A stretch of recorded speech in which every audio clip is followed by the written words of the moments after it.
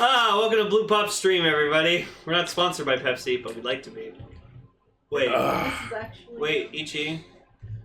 Why is there no game on the TV? I thought we were doing Blue Pop Stream. No, this is the first Castranger of 2019. Oh. I thought we were streaming games tonight. Nope, that's tomorrow night. Oh. Live on youtube.com/XCstudios. Well, I'm going to bed. Good night. But we haven't done Castranger for 2 weeks. Yeah, and I'm not going to do Castranger for another 2 weeks. So good night. Aww. Cue the roll call. Please come back. We are live! Connect. Loading. Broadcast. Wielding equipment, the plot, and ire! Bluecaster, Ishida Zazil! Loud and impulsive. Pinkcaster. Lane. Illuminating the Tokuverse. Yellowcaster, Oliver. One little spark of courage. Dreamcaster. Global Self Perka. Broadcasting hundreds of opinions across the world! Radio Sentai Castranger.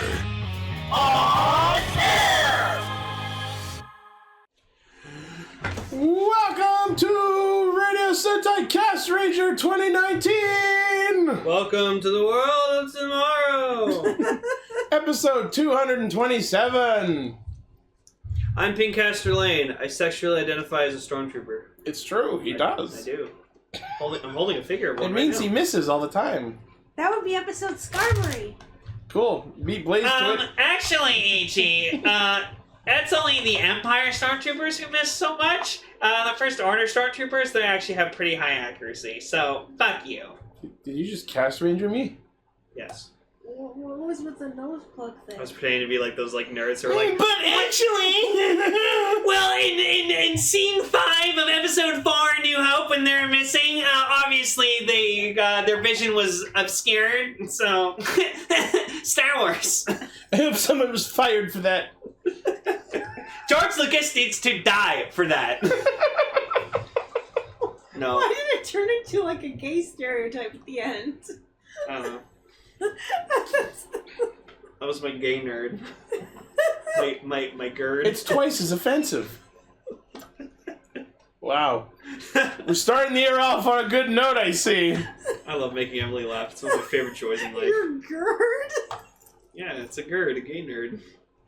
Alright. To all the gay nerds out there, we love you. Yeah. Yeah, No homo. The GERD's... Emily's What's like, Your face just now! Emily's just like, What are you saying? What face? Okay, so Emily's here in the studio! Woo!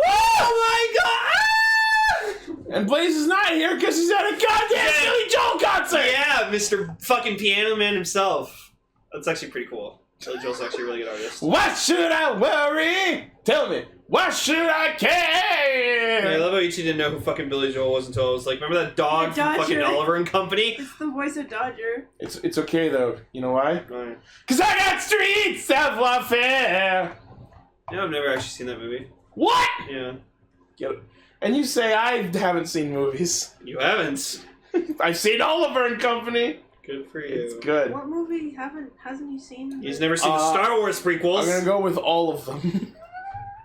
I haven't seen movie. Well, I haven't seen Die Hard or Home Alone, which You gotta watch Die Hard. kind of- I haven't seen Emily- Die Hard, but Home Alone is a classic. Emily, you will fucking love Hans Gruber. He's such a cool fucking villain. That's such a cool name for a villain, Hans Gruber. Yeah, so it was great. Like that name sounds like it translates to he with the glued up hand. so, like Is that a reference to something? So I don't know. I just thought it up. Like Hans Gruber, it sounds like it translates to hand glue. Gar. It's someone's fetish. Gar apparently went to France. That's why he's not here. Yeah, he went to get cake And chicken. and a doctor. Oh, is it episode Skarmory? Yeah. Fucking hated fighting those things in games. Holy shit! Are you okay? I'm okay. Freaking hand gloves. It's getting a little hot in here for Emily. She just gave me like shook a fist. Fuck you! Get off my lawn! Stop using my trigger word. My trigger word. I'm sorry.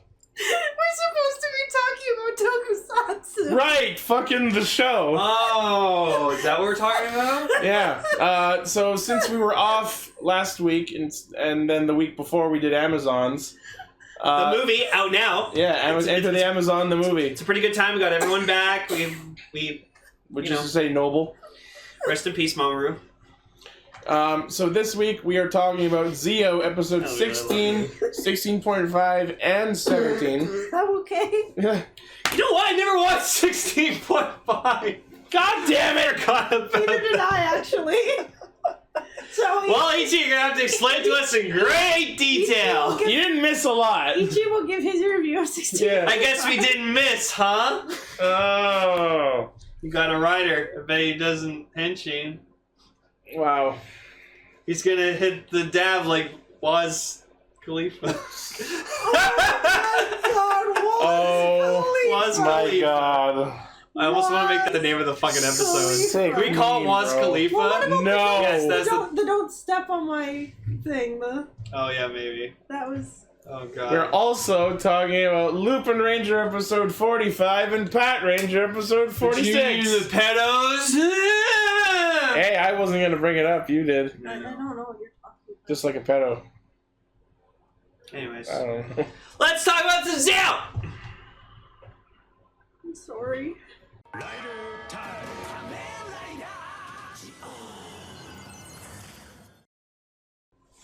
Alright, so episode 16, aka the episode that just makes me hate Gates more and more and more and more.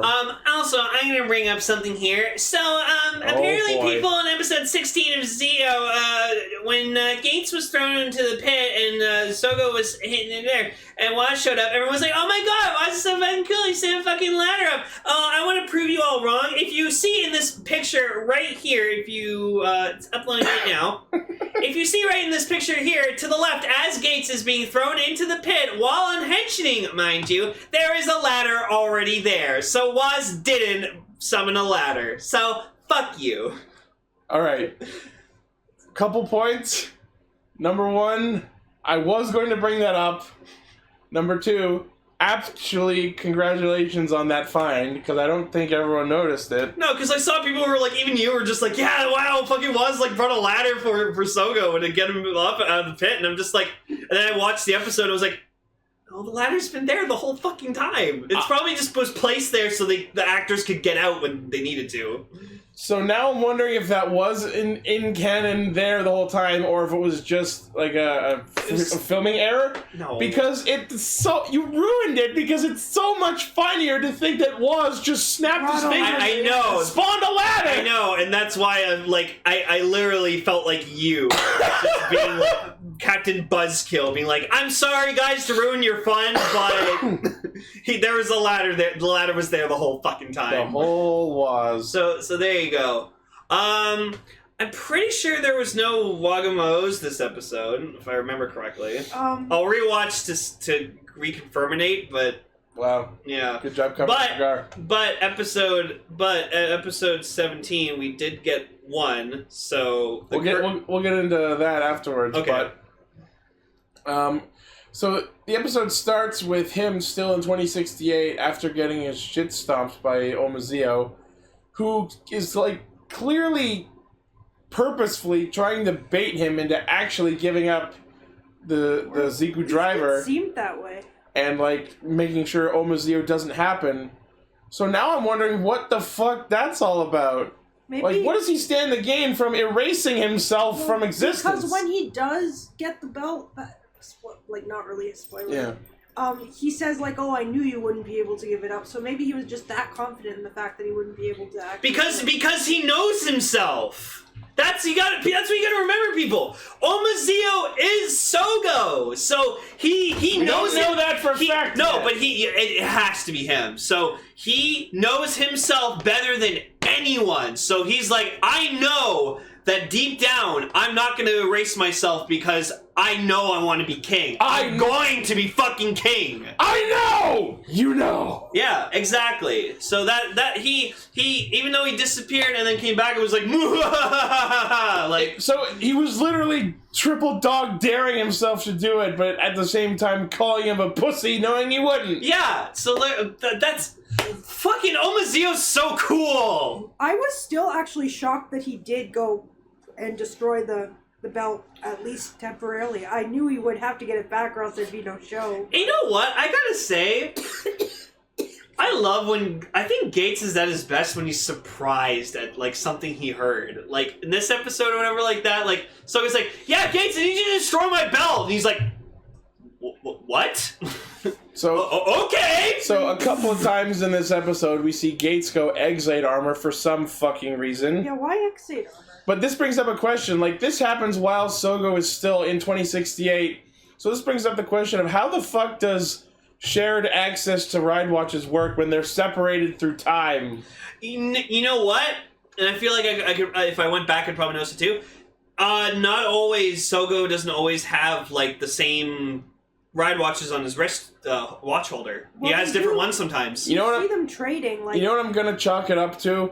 I'm gonna chalk it up to Day of the Tentacle mechanics, where they can just, like, shove shit through time to each other.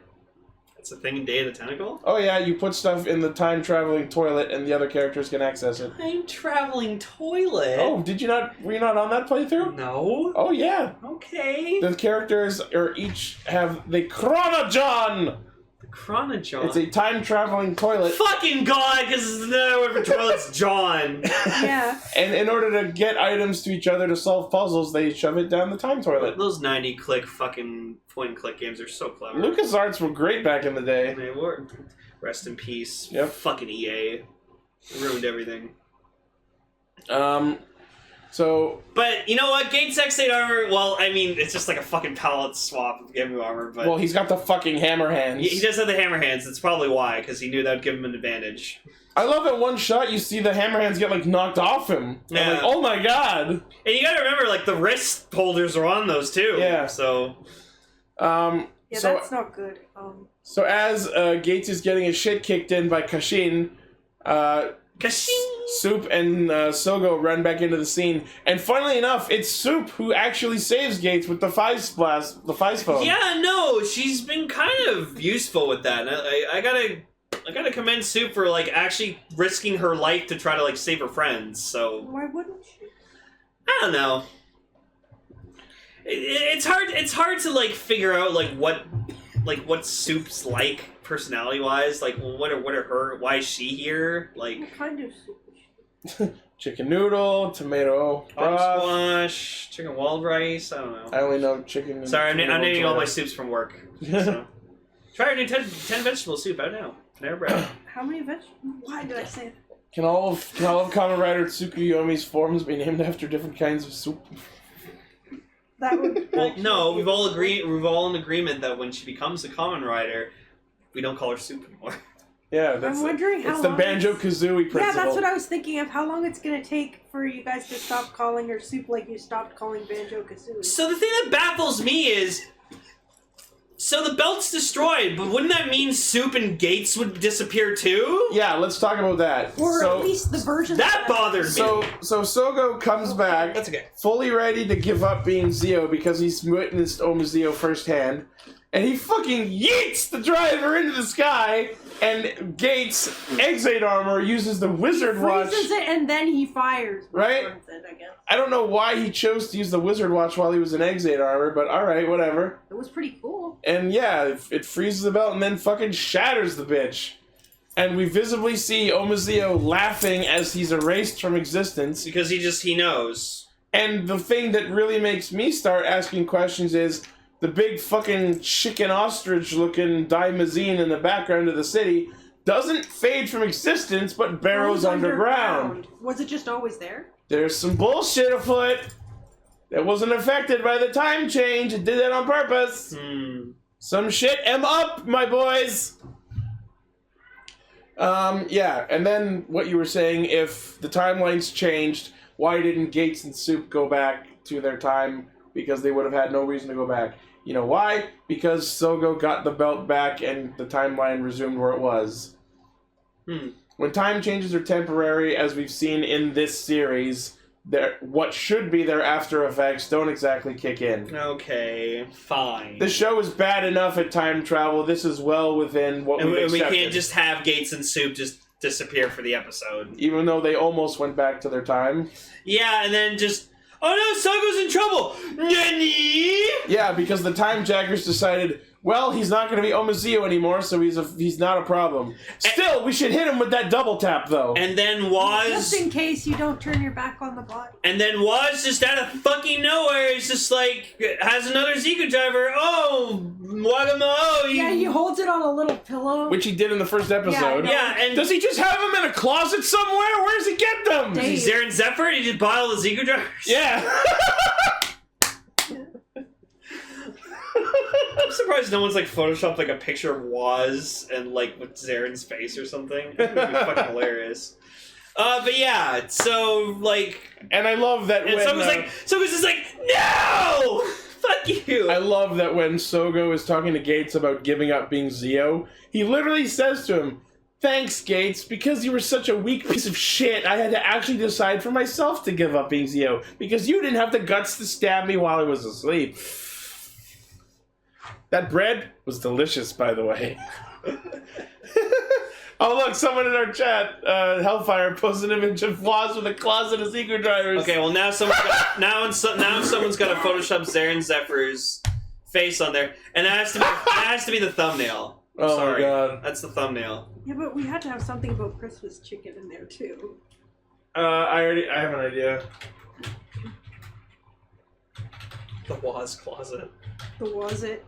Was it? DX was it? Yeah, you have to buy that to contain all. Can we just have an SH figure arts of like just Woz himself? I would buy Woz. He's awesome. We can have Dan Carotto. Let's have this guy. And then Bandai, and then fucking Tom Shi Web exclusive, like another Woz. Yeah. So Tsukasa and Aura are talking, and according to what Tsukasa is saying, now that Sogo's given up being Zeo, his plan is ruined?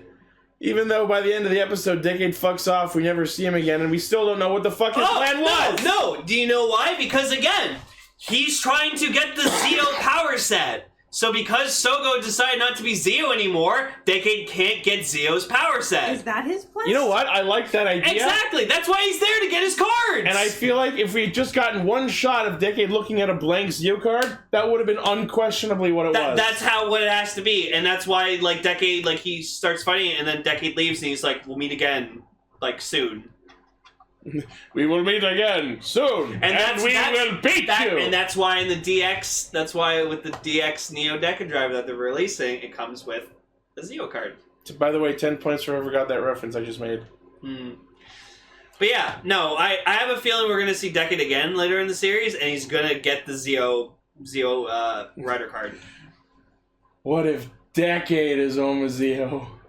No, he said he has no interest in being a Demon King.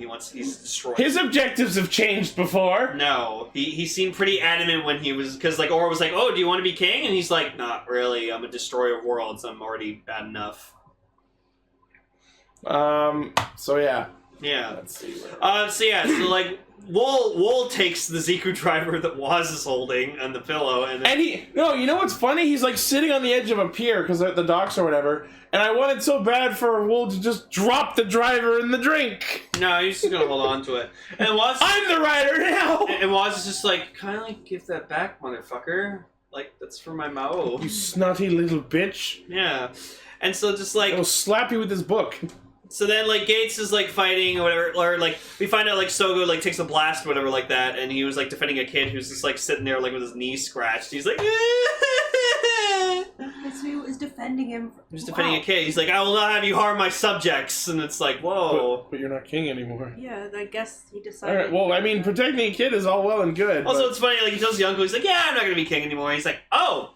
Just scrumples the college entrance exams. Just like, okay, and then it's funny at the end of the episode. He's like, "So, did you know what college you're gonna like test for?" "Oh no, I'm gonna be king." Well, all right, cool. I'm going to quit quitting. being a kick, and you just see him immediately just throw the fucking exam back in the garbage. He's like, I fucking hate this kid. Who might be me? No wonder his parents don't love him. Yeah, no, I'm still. It's kind of not looking likely that like the uncle is Sougo for the future, but like I still kind of. If they pull that out of their asses, I'll laugh at it. That'd be amazing. But yeah, so Decade walks in as the Time Jackers with a reprogrammed Kashin in order to finish Zio off. Decade walks back in and literally, explicitly decides who he's going to help at random. Yeah, he's just like, this would be more interesting. Yeah, he's like, they'll be more interesting if I fight with the Time Jackers, so he does. So we see Gates go wizard armor, and Decade answers in kind by going wizard form. And then Zio uses the Decade armor exit form and splits into XXL and XXR. Yeah. Which is pretty He cool. actually splits into the both Mighty Brothers. And No one comments on it, even though they have no idea that's a thing Exade can do. No one in this scenario freaks out about the fact that he just split into two people. Well, no, Gates probably knows because he knows about every rider. So Gates doesn't know shit. We've established this. Like, it's like But he's aware of Exade, so he probably knows his power set. Why doesn't Sougo freak out about the fact that he's now two dudes? Yeah, like, he goes out and pilots the time machine with one while he fights it with the other. Like, that's pretty crazy. Because Decade's used to this shit. No, you know what it is? It's because after the Gaim episode, he's used to having another of himself around. There you go. That's probably it. But I wasn't expecting that. I thought he was just going to switch between the two colors or something. Right. It's like... I mean, it makes sense because it is a split-up power. Yeah, so I'm like, that's cool. And I like just seeing, like, Exade's, like, face just, like, on the tablet. And you know what else pisses me off? While Decade is in Wizard's Flame style, he uses water magic! Yeah. Bullshit! Just representative? He can go water style. He's got form ride cards. He did it with Kiva. Okay, then that doesn't make sense. Right? That's weird. So yeah, he uses Final Attack Ride Wizard and effectively does big bitch slap, and that's what he actually gets the hand out and just boom. And that's what knocks Gates into that water reservoir or whatever they are. I thought that it was like a lake, so when he fell down there and it was like, oh god, he just hit the ground. I didn't realize that it was just like a wet area. Like I think it's where like boats go in and then they like fill it with water to like make the boat rise or something. Rider Customs put in our chat Gates Zeronos armor. It doesn't look so bad.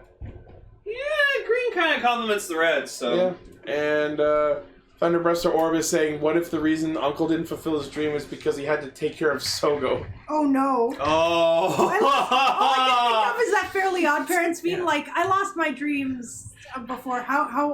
When did you lose your dreams? How old are you? Right? Yeah, that feels like a possibility. I mean, he did say to him in one of the episodes that his dream was to work for a clockmaker, but now he just runs his own clock shop, which is kind of close enough. Clockmaker being Mazio. Oh. Mazio. No Mazio? So yeah, Gates gets knocked into this water reservoir or whatever it is, and Kashin spills Sougo into it too. And then Gates gives his driver to Sougo, and then Sougo pulls out the Zio ride watch, which means, I guess even when he threw his belt to get destroyed, he kept the ride watch for some reason. I'm not questioning it. At this point, it's minor. But yeah, it's like Sougo gets all like, oh, I don't want to become the Demon Lord again. And Gates gets back in his face like, if you become Omazeo, I'll kill you! I promise this time! I'll kill you, bro. I promise this time for the 5th time for the last time! I'll kill you all! I'll kill you all in your sleep! If you ever come back, we'll kill you! Of course, everyone in this scenario chooses to not later check the timeline to see if Omazeo is or is not still a thing, which would have confirmed to Gates that yes, he did eventually resume being Omazeo, so he should have stabbed him in the fucking throat. Brutal. God, really Gates, terrible. I hate you. Sorry, what? That's really terrible. Yeah, the show is terrible. No, that's not what I meant at all. Oh my god.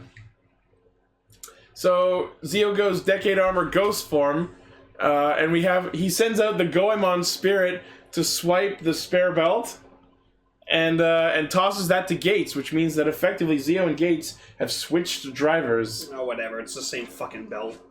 Now, the quote-unquote new timeline that results after this episode, it's kind of unclear if it's specifically because Zio gave up and went back to being Omazeo, and if that's the case, I have no idea why that would result in a new timeline, or if it's more possibly secretly a result of Zio and Gates switching drivers. You know what I mean?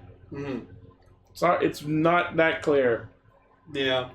But what's weird is, at the end of episode 16, you see Woz, like, looking all happy, reading his book as it starts, like, glowing and shit.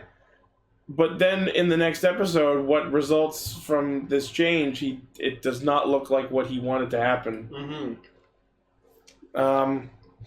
But yeah, before episode 16 ends, we get to see basically another Time Zord fight with Wool and Aura and their Captain Ghost and Castle Duran machines. Yeah, that was pretty cool. Yeah. I like that, like, the Zio time machine, like, piggybacked off the fucking Gates one. I'm surprised he let him. Stop riding me, bitch. Because they need to work together. So both of them fight. Oh. You just change it to a fucking 1.5 versus 2. They're like teamwork. They're like fighting in the time portal, and all I could think is like someone's gonna get crashed into some alternate time. Right? Last time this happened, we ended up in Bill's world. Oh yeah, that's true. But yeah, so Wool and Aura pause time so they can get away from their exploding mechs. And then we go back to the house, and Uncle made Christmas feast. And then the episode pretty much just ends with a tease of Kamen Rider Woz emerging from the time stream in his own time machine, which looks badass. Yep. Or was that in episode 17? That was in 17. That was in 17. He just walked out. Woz just like walks out of whatever. It's like, oh, it's me! Right, yeah. And then we get to 16.5, aka the last 0.5. Oh, they're not going to do them anymore? Nope. So what was like the gist of this one, pretty much? So it was just them reacting to Forever. Okay. Because the previous one was them talking about how there was a surprise! Mm-hmm. So essentially, they don't actually like literally say what it is in case people haven't seen it, but it's safe to say that what they're talking about and reacting to is the fact that Takeru Sato is in the movie. Oh. They even go into like amazing detail on how they even misled most of the production staff so that it wouldn't get spoiled and leak. Wow. Like they said they weren't filming that day. They only told the people who were going to be there. They took fake photos from that day. Wow. They really fucked with people. That's awesome. No wonder we didn't find out. And so I don't know if they're in the scene, but the cast, like Sougo and Gates and Soup, they get angry because of this. They're like, oh, we want justice. We were lied to. You don't lie to your friends. You should fire those producers. Whoa. And then we get a shot of like 3 squares showing the producers' heads sinking into Tokyo Bay, symbolizing firing them. And Woz is like, don't worry, Toei's assassins are on it.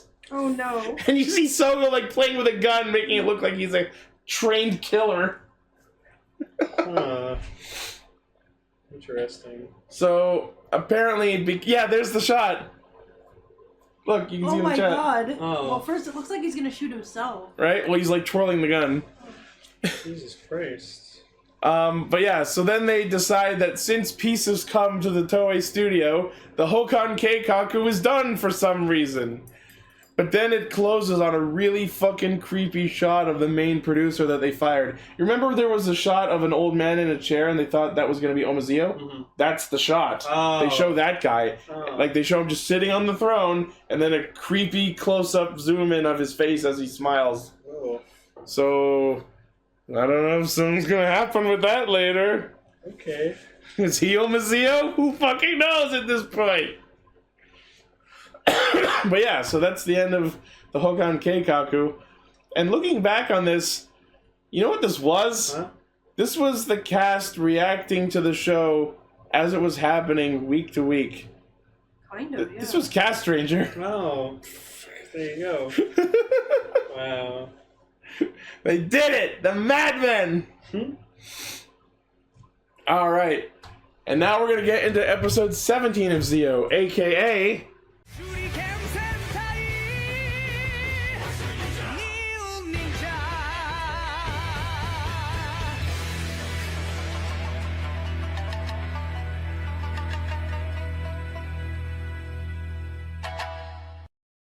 Wait a minute!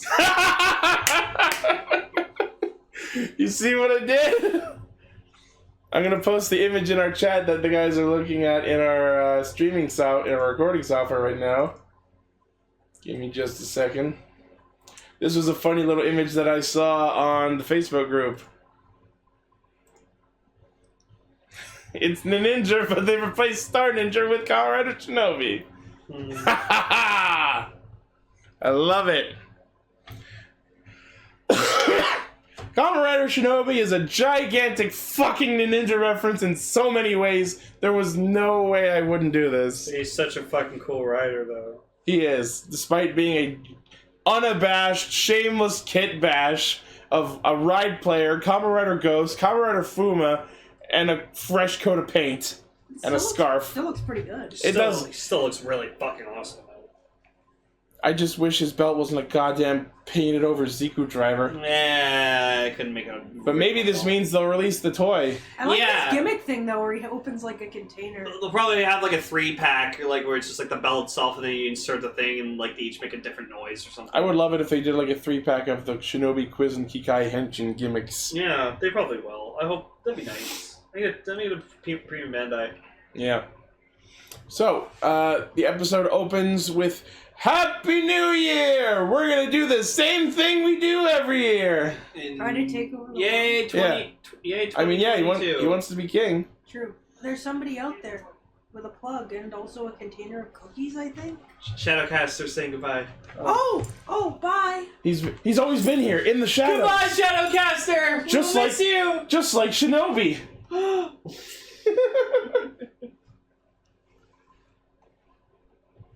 Are you okay, Eric? Do you need to get in? No, I'm fine. Quantum Caster's here Alright. I'm too. just wondering if you guys are finishing up, yeah? No, not yet. No, we're not done. Break? No, we're not done yet. We're still recording. Do you want to join in? We're talking to Oh, you. maybe in a minute. Okay. Well, fine. Make sure you show up here tomorrow, bitch. I will. All right. Love you, Quantum Caster. Alright, man. See ya. We're streaming New Mario U on Saturday. Yeah. All right, so episode 17. It's Happy New Year, except wait, it's 2022. Wait, how do you- You've been asleep for 3 years. I heard Sougo like say 2022 in like Japanese. Fucking hilarious. Nisen ni juni. Yeah. He said Juni. I'm like, Nin nin nin, like Gar said. yeah. God damn it. Oh my gosh. So yeah, he goes out and like I swear to God, like the video that was playing on the screen, I swear to God, I saw Banjo and Kazumi fighting. I didn't get a good look at it. No, because I saw a guy in like a Letterman jacket, and then someone that looked like he was wearing Kazumi's jacket. I'll have to take a look at that. Yeah. But yeah, so he's walking around 3 years later Earth, and like there's holograms and shit. And then the shark from Back to the Future shows up. Ah! Yeah. So then all of a sudden. Dust Starts from Vorze show up. So if you remember, those are the fucking like space ninjas. The mooks didn't happen until like 2/3 through the show. Yeah. Because they're ninjas, I guess. Were they like Virgo's minions or something? Maybe? Yeah. Virgo brought them. So it wasn't until after Scorpio. Yeah. Scorpio! She loves German beer! Yeah. But yeah, so a bunch of Dust Starts just like stumble into the scene, and our boy here, Star Ninja, aka Kagura Rentaro, not Kamikura, as the fucking article I read on Extra said, literally takes a Gara gourd-looking bottle out of his pocket and pours himself a driver. Pretty much, he does like he uses like a jutsu to like. I would love to have a power set based on a liquid, because I drink enough Diet Pepsi. Liquid. So Pepsi Driver! no. You have the closest you have of that is sparkling. Yep. But yeah, so even his henshin is not only is he a returning actor from Ninja because he played Star Ninja, Oh yeah, you told but us. also his henshin is a giant Ninja reference because it says Daninja, Oninja, Ninja, Shinobi, Kenzan. No, it's Shinobi. And I like it. He kind of has like a Showa era kind of like rider introduction, which I like. Like he like does like a pose and like an Yeah, he introduction to himself, and he's actually like, says, "Kamen like, Rider, Shinobi." It's actually very poetic. He says that It's like Shinobi Black Shadow, yeah. is spelled with the characters for blade and heart. And that's very poetic. I like that. Yeah, no, and like later on, like we actually see like him like in 2019, and like he's actually like a really like kind of like stand up to bullies kind of guy and stuff. Like most Rider protags. Yeah, and I like that. So that's really cool. Before we get to that, let's comment on Kamen Rider Shinobi. I actually, despite the fact that it's a kid bash, I do really like it. And I'm amazed they put so much effort into him. Into something that's shouldn't exist and won't exist for much longer. Yeah. I will say though, I like what they did. Especially my favorite part is the helmet, the visor, because it's the ride player from Exade, except instead of the eyes, they like filled it in with a solid yellow visor. Yeah. And I actually like that. Yeah, this is what Exade riders could have looked like. And he's got like a shuriken. Which looks like Gar's had, a rabbit ears and a mustache. Yeah. It kind of does. Oh no. But it looks really... Rabbit! Ninja! He looks really fucking cool. Rabbit I love it. I love the stash. design. I love the purple. Like, he really stands out because he's purple. Yep. And he's like, he's doing flips and stuff and doing all these different jutsus, doing like a Tatsumaki. Stand back! I'm gonna fucking jutsu this guy. Yeah. You hear that? He's gonna fucking jutsu you. And I like that the belt fucking... I like that the belt fucking like spouts like things when he's like summons his sword and stuff. So like strong ninpo, Megaton ninpo. Yeah, so I like that he kind of has like a mix of like Showa and Heisei in him. So like even his henshin pose is actually pretty badass. Yeah, it's like what would happen if Kota's was good. And you hear one of those like ancient like Japanese instruments going off like shamisen. Yeah, like you hear that going off. And there's even while he's henching, there's even a giant like frog mech in the background. Yeah, people were saying it's kind of like a sort of remodel of like the Frog Zord from Power Rangers. Yeah, I can see it. Yeah, or like at least it's like a reference. Yeah. So and because like toads and frogs are really like ninjas. Ninjas, yeah. No, absolutely. Toads and frogs are really ninjas. All of them. Sure. These knives are really sharp. Sorry. So, as Shinobi finishes off the Dust Stars, the show goes all because it was all a dream. Yeah, that's what threw me off because he's like, oh, we're in 2022. I'm like, how the fuck did Sougo travel to 2022? And then like it's I was like, oh, so like he dreamed him up. Is it he dreamed up like the whole thing, or is it just he can see into other timelines? You know what it is? It's probably like because they fucksered with the fucking timeline. Sougo being the king of time. In his dream, it's like Steven Universe, where he has like powers while he's asleep, and he can just see into the alternate timeline. Mm-hmm. I bet you anything they'll do the same thing with Quiz and Kikai. Well, just to show them. It'd be really cool if like when they make the when they do like the Zeo movie, they show up.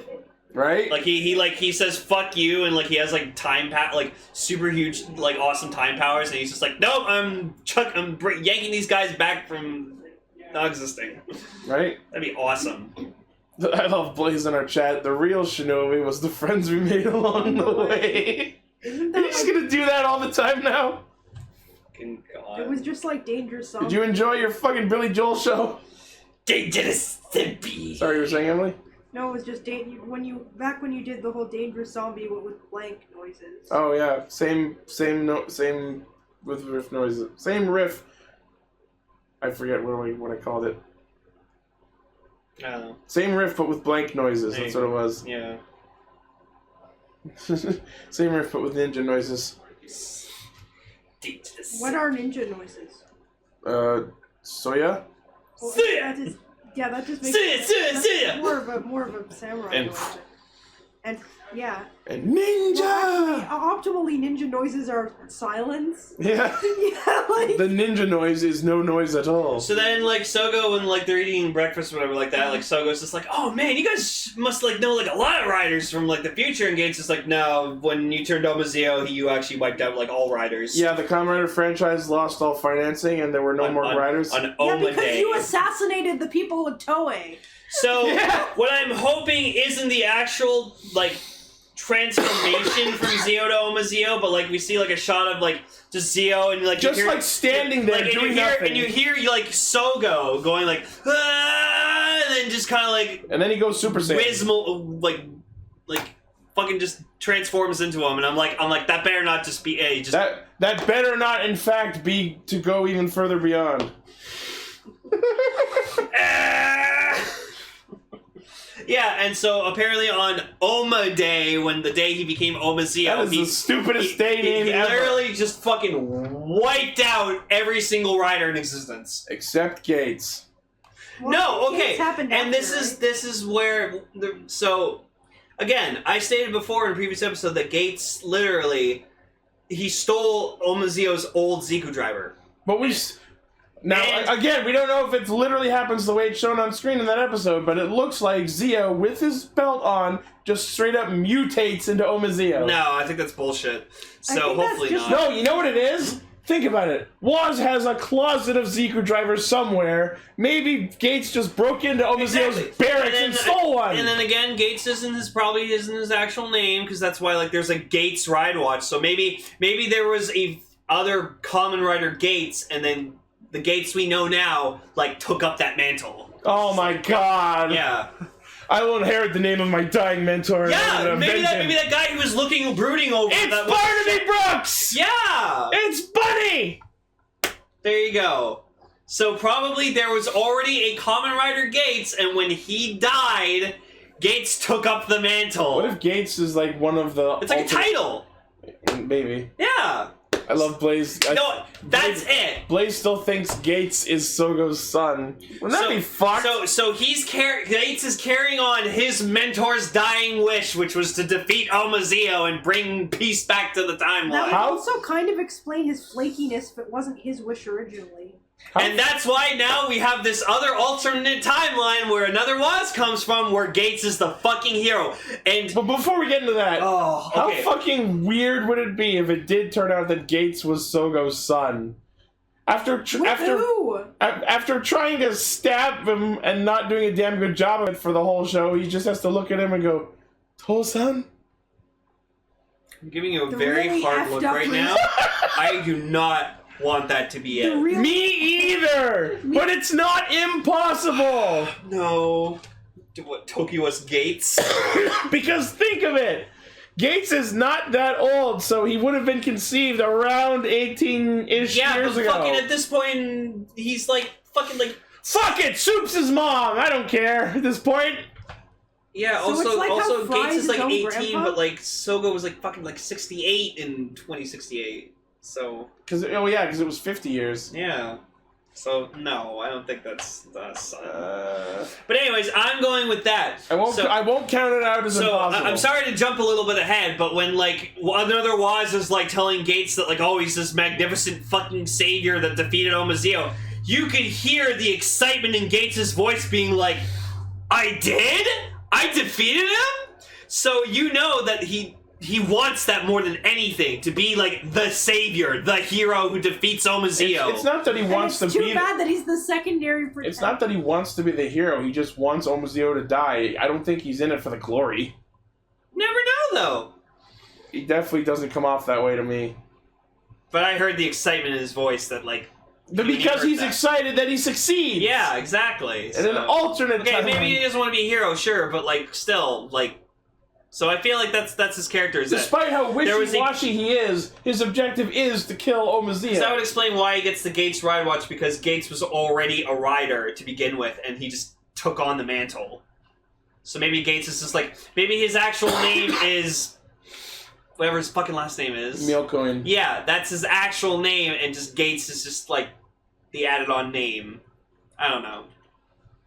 Because again, you like why is His actual name is Tokyo Milcoin. why is his actual name? Why is his actual name also the name of his rider power set? I mean, I hate when they do it, but you know, Poppy did it, Woz That did was it. Woz too, yeah.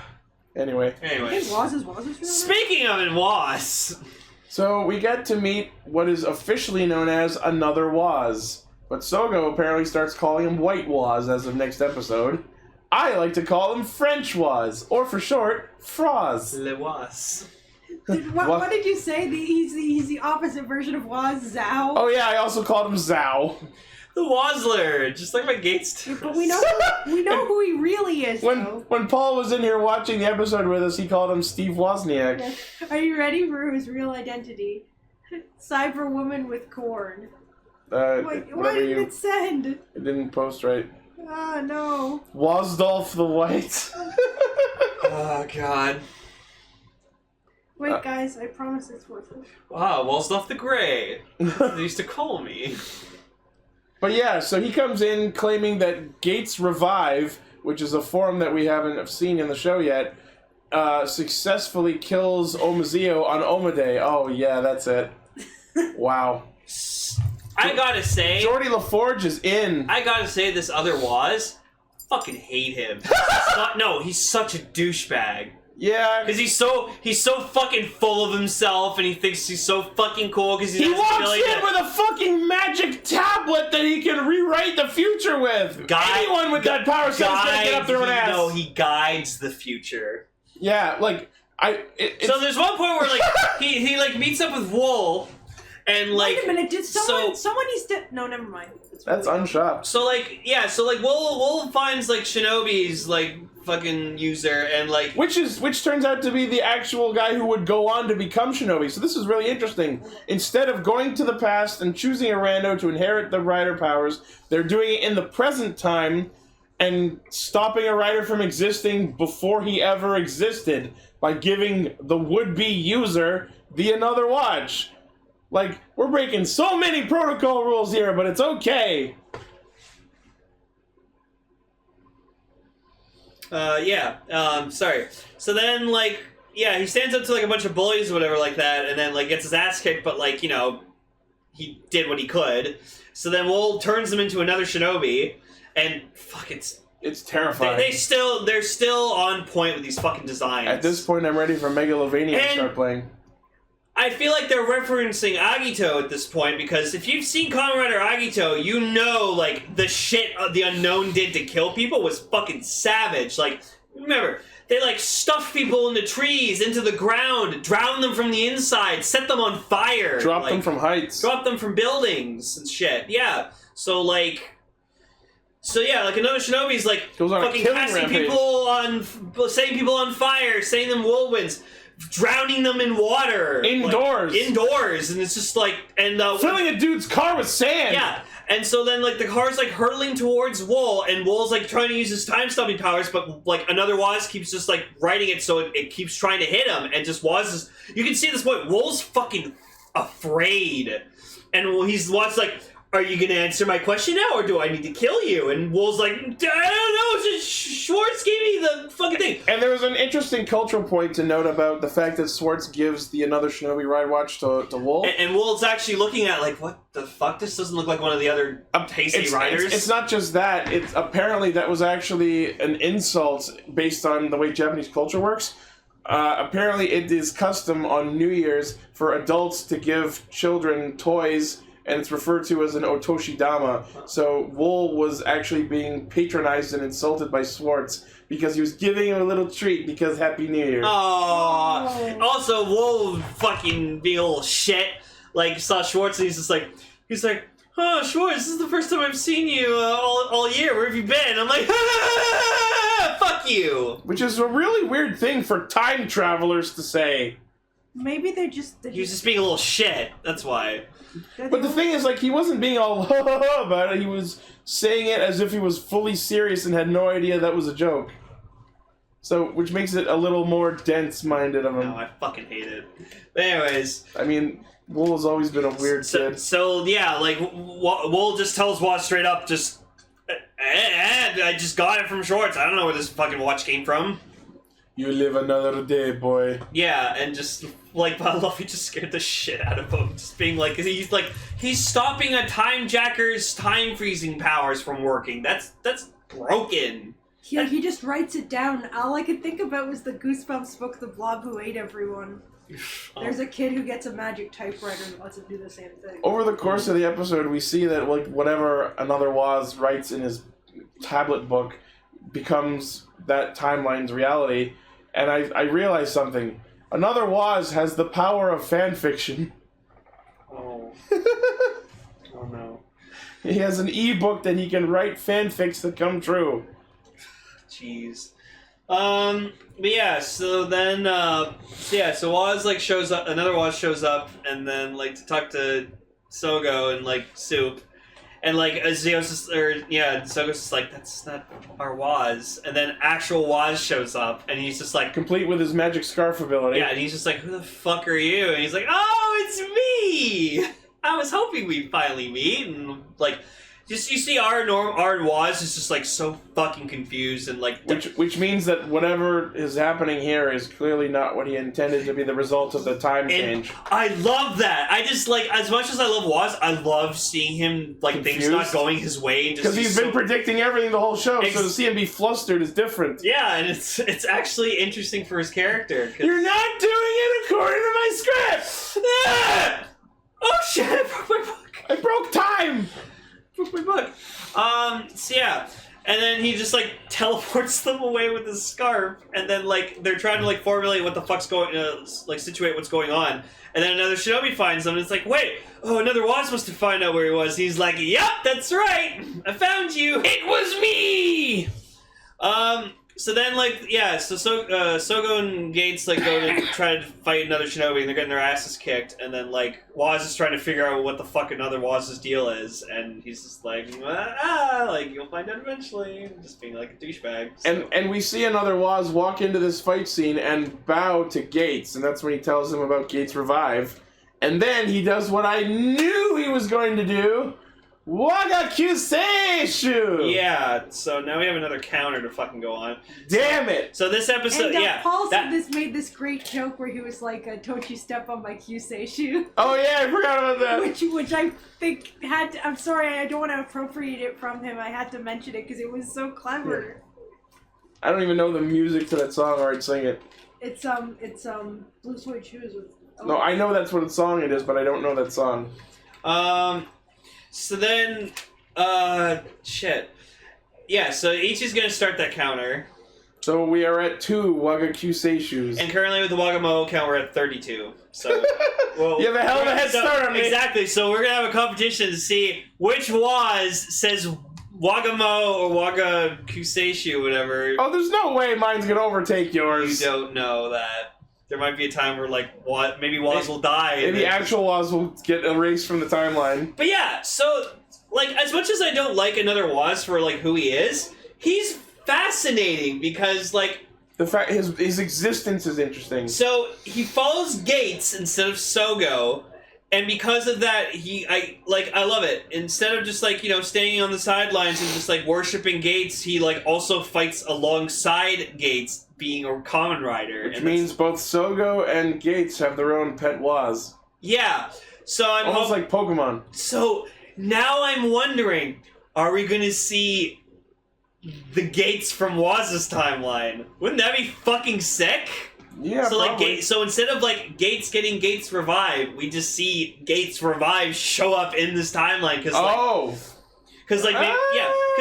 no, I like to think about it this way. Geiz might just be like, oh my god, this Geiz isn't like cooperating the way I want him to. Well, I need to teach him a lesson. I'll bring my Geiz from my timeline, and he'll fucking teach him a lesson.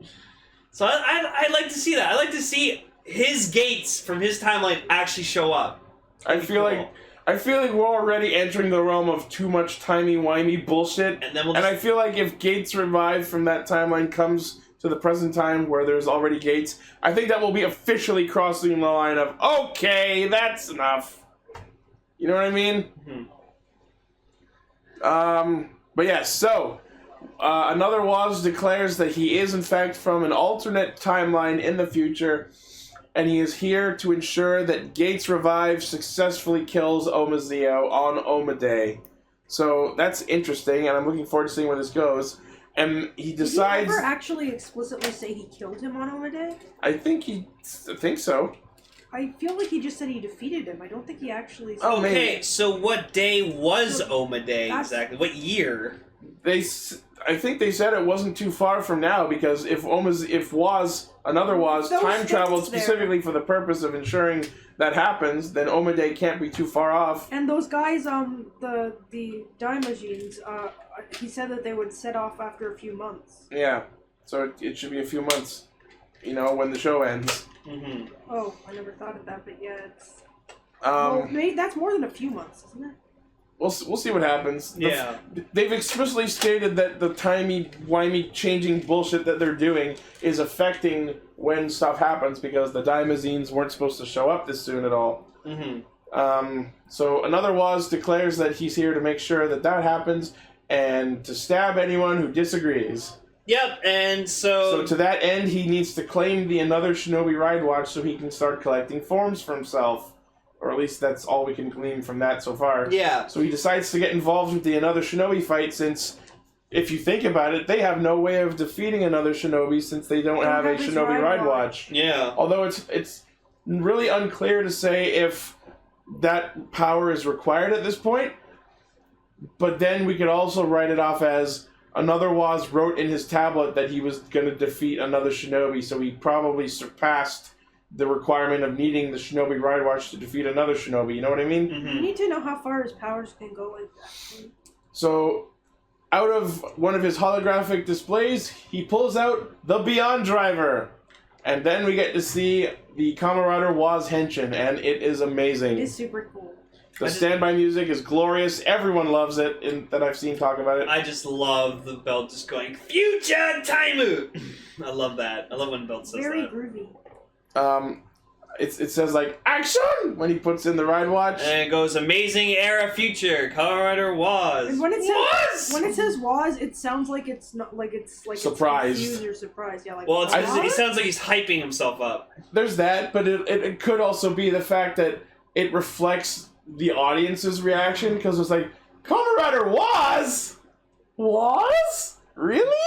Woz, and what are you talking about? God. So I wonder if when Gates revive, I wonder if he's just gonna be like, "You I'm fucking putting money on that at this point. I'm looking forward to that when that happens. I want him to be all IWAE, and then, oh my god. Woz will just be like, "You No, my IWAE! Yeah, they just have a rejoice off. If they both debut new forms at the same time, like Gates Revive and ZO2. Please let that fucking happen. Oh my god, I want to see that happen. They'll do it! And they'll do it in unison! Yeah. Yes. This is, like, Shuki described it best. ZO isn't the greatest Rider series we've gotten, but it's fun. It's a fun series, and no one can deny that. Oh my god, Rider Custom did Woz featuring Laser X. That looks actually really Oh cool. my god. Don't feed Ichi's fucking boner, I please. love God damn it. the double different colored horns on it. Right? Oh, in that vein, I did my own custom that I'll actually share with you. Yeah, post it.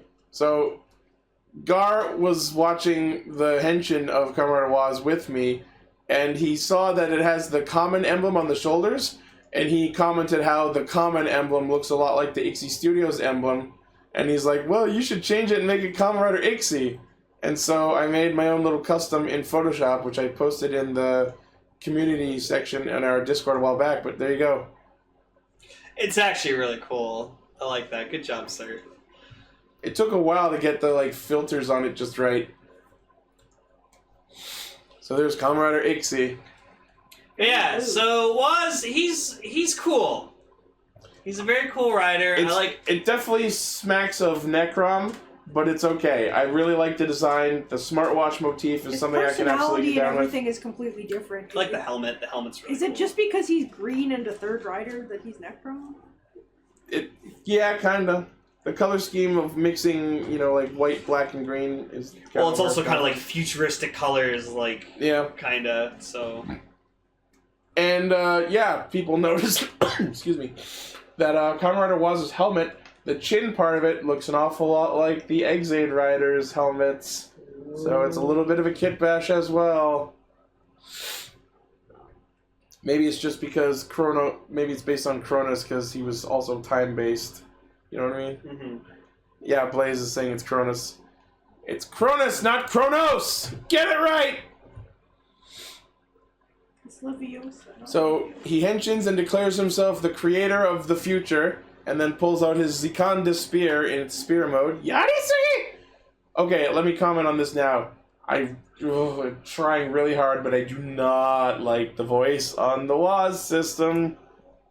I will get used to it. I know I will. But, oh, it's so bad. I like it. I get that he's like being a hype man and he's screaming about it to get your attention and all that, but God, it drags. Yeah. Yeah, so like he fights and stuff and it's really cool. And then he literally takes a break from the fight to write in his ebook, another shinobi explodes after sucking my kick. You could have said it any other way but that. And he throws like a Mario Party dice block at him. Yeah, it does look like a Mario Party dice ball. And kicks him, and it's like a pretty okay kick, I guess. Nothing too fancy. It's flashy, objectively, but it's nothing special, the kick itself. And then, he just goes like, I'm here to make sure Geiz succeeds, and anyone stands in my way, I'm gonna fucking kill them. And then starts laughing really awkwardly. And if you really tick me off, I might run you over with my mazine. So that's it. So next week, we get Shinobi form. It's called Futuring Shinobi. Featuring Shinobi. It's a pun. It's a bad one. It's cool, though. It's a cool form. Yeah. Sorry. That's okay. That's it, really. Yeah. So, like, things are taking an interesting turn now, especially since now we have 2 Wozes. Stuff is finally starting to happen, and we can focus less on Gates being a wishy-washy fuckface. 1 Woz, 2 Woz. Are there any other ones we should know? All my medications. Well, the thing is, people probably think I'm sick from hearing me coughing and blowing my nose. No, I just laughed so hard that I started choking on my own spit. Red was, blue was. Anyways, yo, Cooksa!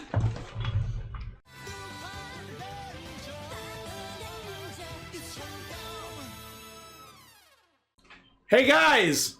Japan eats chicken at Christmas! Actually, it's weird. Sorry. Did you know that? Sorry, I didn't mean to interrupt. No, it's fine, go ahead. It's weird because Bonjour. It's Gar! He's just in time! He's back from France! Yeah! How's France, Gar? Did you bring the chicken? Oh, I had to go there for a comic book. We can't eat that! Oscar. Gar, you realize you can't read Aspen, French, maybe? right? That's what you think. We're Canadians. Zut alors. Oh my. But there's difference between Quebec French and Canadian French and French French. But, Oh, now you got a problem, in, Harry. in Japan, actually, it's traditional for some reason. I think it has a little bit to do with there not being turkeys there, but they not only to eat chicken for Christmas, but specifically to eat KFC for Christmas. I mean, I'm down with To KFC. the point where for months orders are backed up. Christ. So I found out about this from a book, and I thought it was really crazy. And Was the book sponsored by KFC? no, it wasn't. And then Okay. I looked it up to see if it was true, and it was. And for some reason, this episode focuses on roast chicken rather than fried chicken, maybe to try to distance themselves from specifically mentioning. I mean, I do hear Kairi at some point use the word karaage, which refers to fried chicken. Yeah. I feel like this episode is very religious, in a way. Not, I'll just not say, so much religious, more cultural. I'll just say this. I didn't love this episode. Our case is simply this. I didn't love this episode. I didn't hate it. It was interesting. I was just kind of watching it and just being like, all right, this is what this is. I'm gonna accept it. As soon as hi, hi, Gar. As soon as I went back on my diet, they had an episode which was basically like, let's show you all the delicious Japanese food after. Yeah. Oh. Hold on, we have to stop everything because Orb just posted the funniest shit in our chat. No, where are you? I'm at the French store. Why are you buying chicken at the French store? Fuck you! The French store. My God. France is just the French store now. Evidently. The entirety of France is just the French store. Yeah. So, chicken. This episode, I don't know, man. I know we're almost done, but I feel like this episode is officially marked my end of tolerance for this show's bullshit. We might have a new champion for stupidest kaijin of all fucking time. I have to say this What, is the kind dead of silly, salmon? but I was really happy to be here for the stupidest kaijin of all time. It's an achievement. I still don't feel like I belong here, but it's just you saying the stupidest kaijin of all time is just like, yes, I saw that episode. I was there. Sakuya when he gets his focus, he gets real serious about the oddest things. Oh my god, Sakia was amazing this whole episode. This was probably one of the best episodes that Sakia has. What? And it's leading up towards one of my favorite things that will happen in the future. Because I've noticed that they're hinting at it a bit. I know you might as well just say it. Yeah, so which in this episode, like episode 45, Sakia mentions he's doing this for the children. Like he's doing it for the orphanage? School? Okay, yeah, he's doing it for the school. The Gangler was a nice guy who wanted people to have more tasty food for Christmas. No, he was that PC guy that was trying to force his beliefs onto other people. Because I was trying to find it today about the whole salmon thing. That apparently it's like something that the Jewish people eat instead of chicken. No, but you know what was really confusing about Wait, that? are you saying that this episode was like anti-Semitic? What? I feel like it. What was confusing to me about this? I think there were like 3 Jewish people in Japan. The whole I don't think that's what they were going. If he's a salmon monster, why did he want people to eat salmon? I feel like the joke should have been that he was a chicken monster and was trying to make sure people didn't eat his family. You know what I mean? But no, it's literally him going, I'm a salmon, eat my ass for Christmas. Also, here's some pre-packaged salmon I got from somewhere. Well, he can generate salmon corpses from nowhere. Is that his natural ability to just generate packaged salmon at discount price? I did like the joke about how when Sakia and Kairi were going to chicken stores. Like exactly. Specialty chicken stores. Yeah, specialty They do chicken have stuff stores. like that. And also, he said that they should eat more salmon because they're Japanese. So is it anti-Westernism? Or is it like pro-Western? Be more cultural? Pro-Westernism? Because it was the villain who was saying this? Is salmon traditionally Japanese? Well, weirdly enough, cooked salmon is, but raw salmon isn't. It was... I don't know why I know this, but... I don't know why I know this, but... raw salmon used in sushi and sashimi in the style of tuna and other fish was added by, was it Switzerland? It was another country... In order, I'll just look this up. You guys can keep talking. Yeah. So I'm gonna go back to the Sakia thing quickly that I loved about this episode. But yeah, when Sakia mentions to the Lupin Rangers, but he doesn't know that there's Lupin Rangers. Norway? Yes, apparently it was a push made by Norwegian salmon exporters to get them to eat more salmon. That ultimately very much was successful. Okay. I don't know why I know this, and I don't know why this is a thing, but that is what happened, and I'm sorry for interrupting. How did we get into cultural salmon stuff? Hey, why was that in the show? It's Super Sentai. Everything has a meaning. Are we sure? Yes. I can't get over the idea that you were saying it was supposed to be anti. That's what I thought it was going for. I'm like, it's Japan. They can get away with it. That's the title of the episode. It's Japan. They can get away with it. No, wait. Like what? Christmas is completely secular in Japan too. Like they don't really. It's mostly considered a holiday for eating and dating. Yeah. Like it's almost like Valentine's Day here. Their Valentine's Day is really weird with all the obligatory chocolate and romance chocolate. Well, that and like in March, and there's they have White Day, so it's the opposite, White Day, where it's based on gender. But and that was created by candy companies. But like most holidays. But the thing with Christmas is it's considered mostly a holiday for romantic stuff. So it's weird that they had that here, but I guess it's a show for kids. So. Yeah. When you said you were going to talk about Sakia, I thought you were talking about how they're hinting at the Sakia Umika romance. That's what I was getting to, but I got sidetracked. I don't know why I ended up I was so shy for the whole episode, and then once we get into salmon semantics, then food. Sorry, stop being so semantic. You know what I'm trying to say? No. Thank you, Gar. But yeah, it's like when Sakia mentions he's doing this for the kids, it kind of brings a smile to Umika's face. But then, later on, it's just like, Kairi Umika mentions that Sakia is a nice guy, but then she paused for a moment, she's finally starting to acknowledge I kind of like him. He's cute. And then, like, I'm gonna quickly jump into episode 46. I can fuck him! No. I'm sorry. But then we can cut to episode 46, where at the beginning of the episode, when the Lupin Rangers are going to the temple, Noel mentions, "Oh yeah, Sakia might be Sakia." Too might bad be Sakia there. can't see this. But too bad Sakia can't see this. And then she doesn't object to it. Yeah, she doesn't object to it. It's like, oh my goodness, you actually like him. You like him. You are going to make fetch happen. Oh yeah, let's just talk about the joke. It's like we need a cake. Okay, be right back. Yeah, I gotta. We don't even see him transform. The door opens. He's just already Patron X. Yeah, he's Patron X. Hops on the train. As soon as I saw the door open and you see Patron X walk out, I'm like, he's getting on his train and going to France to get a cake, isn't he? He's in his train. He's going to France to buy one cake. Because, as we know, in France, their pastries are quite And phenomenal. also, his name is Noel, and he did bring that up. I was afraid that they wouldn't. But... Just go to Charmant! And even he's like, oh yeah, this feels like my time of year. Do you get it? Because Joyeux Noel! I thought we were going with the whole, like, he's the gold and silver ranger. Also that. Which silver and gold are Probably kind of just- like I think he Christmas just loves colors. Christmas. But more, his name's Noel. Yeah, his name is Noel. Or Noel. That's fine. Noel. Noel. Noel.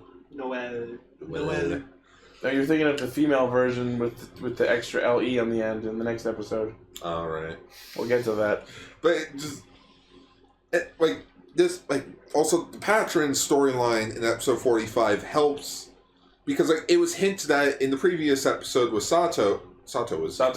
Yeah, Satoru, in which they were leading. I even said it's like, okay, this is going to lead into the next storyline. I didn't know they were going to lead into it so quickly. Oh yeah. I thought it was like, okay, 2 episodes and then they're going to get to it. No, they immediately start working on that because they're cops and it's like we need to do something for money. I mean, time to justice. do some actual fucking police detective work. Where's Batman? Police work. Police work. So yeah, Keiichiro spends these 2 episodes basically doing the fucking thing finally. Yeah, and I love it. Solving the mystery. And out of everyone, it's Keiichiro, and I'm so fucking happy. Best boy. Yep, best boy. But that leads to my question as well. They're the GPSO? GSPO, Global Special Police Organization. Yeah. So shouldn't they handle this work to normal police?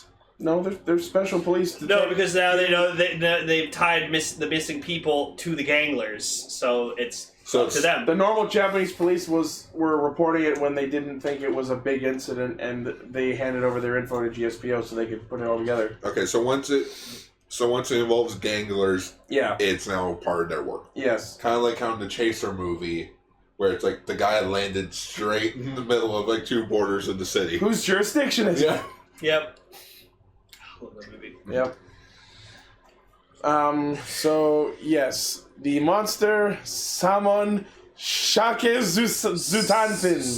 So his collection piece gives him the ability to have like a very strong sense of smell. Ichi was like, "Oh, it just lets him smell fucking chicken." No, it gives him a strong sense of smell. I didn't actually think it was just smelling chicken. I was just stating that he's using it to smell out chicken. Maybe Raven wish he had that collection piece, huh? Raven can't smell anything. Yeah, Raven has no sense of smell. Yeah. He has no sense of smell, which he is a good cook. I will admit that. And he'd make if he wanted to, he'd make a fucking killing in sanitation. Yeah. Imagine working in sewers and stuff. He'd be Not being unaffected. able to smell. But yeah, the collection piece, Le Sang de Loup, or whatever it was. The Hunger of the Wolf. Yeah, it was the G-phone brace from Gal Ranger. Yeah, Gal Silvers. Yeah, what are the odds? Gal Silver. Or was it like Yep. the blood? I think it was actually Hungry Like the Wolf. Like that's literally what I meant. Something like that. Or it's like that. It could be that. It could be just like, wolves have good sense. Yeah. So, I love Salmon's weapon because it was not only a fishing rod, but it looked like a fucking keyblade. Froggy. Alright, where are we with the episode? So yeah, not only does Noel go to France for cake, but later in the episode, they're like, no, we can't find chicken. All the stores have been shut down by Simon. It's okay, bro. I got this. Back to the train, back to France for one chicken. No, not for one chicken. He took one. No, not only was it one chicken. There's even a guy waiting out there with He him. took, like, the guy had a bag of chicken, so chances are there was probably like 2 or 3 chickens. No, it was just it was just a tray with one chicken on it, and he put it in a cooler in his cockpit and drove back to Japan. I swear there was more than one chicken in that bag. No, I it think was just one chicken. but- And then Toma cooked it to lure out the monster. And it actually looked pretty good. Okay, one thing I will give as a compliment to the monster. Every time he was attacked and, like, flopped over, it was fucking hilarious. Actually, that leads to a good question. What did the monster do with all the chicken? He ate it. Threw it in a garbage can. I don't fucking know. He just took it. They No, never... no. He didn't take it because both of the shops said that after he left, they tried to put their chicken back to try so selling did it he again. just like take it and So put he it literally on- just like told them to take it off their shelves and put it in the back room. and then gave them free food so they had double food? And then gave them free salmon to sell at discount prices. And then... He's like the most unintentionally heroic. I'm here to stimulate your economy! Ha ha ha! And then we... And then they murdered him. I will give you double the food. Wait. I didn't think this far. You shall not be hungry, but I will. I just love that the first time he shows up, he literally fires salmon chunks into everyone's mouths. And they're all like, oh, this is pretty good. Wouldn't that be the equivalent of like someone ripping off their arm and cooking it and throwing it into people's mouths? No, it's like if I took apart this I think they're cookie coming out of and the I eggs that tossed it he's into your got. mouth, you'd be like, oh. Salmon run joke. Oh. I Is was this a trying to Splatoon think, joke? Yeah, I was trying to think of a good salmon run joke, but I couldn't, so I'm just gonna say salmon run joke. Sure. You can come up with your own joke that's good because I'm an idiot. Oh. Yeah, so when he starts fighting Patronigo and Patronex, one of his abilities appears to be saying the name of a type of salmon food dish, Then they get cooked. playing his guitar keyblade, whatever, and then their target becomes an ingredient in the cooking of that dish. And it's like weirdly HD and well rendered. right? Yeah. Ugh. It's like a fucking Mario Party minigame. Or it reminds me of WarioWare actually. This reminded me of an episode of Kaku Ranger. Of Oh, all God. things, where Yokai jumped into Seikai Ninja Yellow's mouth, like into his stomach, made him grow big, and like all the food that they would give him, he couldn't eat it because the yokai in his stomach would actually eat it on him. So Oh. it was like a tapeworm? In a way, yeah. And it's like, how did he get rid of it? He did a handstand, made the yokai fall out of his stomach and out of his mouth. Wow. He did a handstand. I don't think that's how that The works. yokai fell out of his stomach, out of his mouth. And then he grew back to normal size. Okay, let's just say it's the logic of the monster here, but I'm just saying, like, it would be like, oh, I'm gonna do a handstand, and everything I ate all day just came out. Yeah, by that logic, whenever you did a handstand, you'd vomit. It was the 90s. Everyone vomited back then. Are you saying that since the 90s we've evolved to not vomit when we handstand? No, I'm saying it's the 90s. I just stopped coughing! Don't I just stopped coughing! Wow. Please don't! Sorry, Emily. No witnesses. I will kill you all with laughter. Speaking of killing, why hasn't anybody seen the latest episode of Hero Lupinranger? high inflation! So, Noel and Kairi pull out Super Looper and Rupert, respectively. Because the super... You're getting really fucking those names. And I actually laughed my ass off because Patronigo actually walks up behind Super Looper and, like, operates him like a fucking cannon and fires off his Isan. Yeah, I was like, there you go, Ichi, it's how you wanted it. It's so fucking funny for some reason. But yeah, they fire it off at Salmon and blow him up, and then Ghosh steals his Keyblade fishing rod and yoinks his fucking safe into her hands, and then she like tosses it out and like reoozes it at a distance to spawn him, and then he does something interesting that not a lot, if any, kaijin do once they grow big. They like look back down at Ghosh and just says like, "I need help because I suck." What is that, and why do I want it? Lupin Christmas. Lupin Xmas. Oh no. Oh, and you know what? Honestly, Why isn't that a thing? Wait a minute. Oh, it looks like Verde. Well, yeah, it's the same shade of green.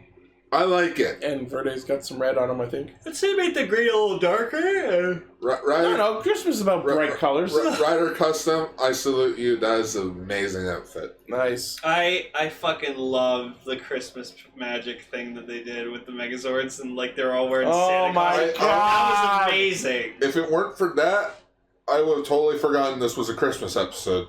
Oh.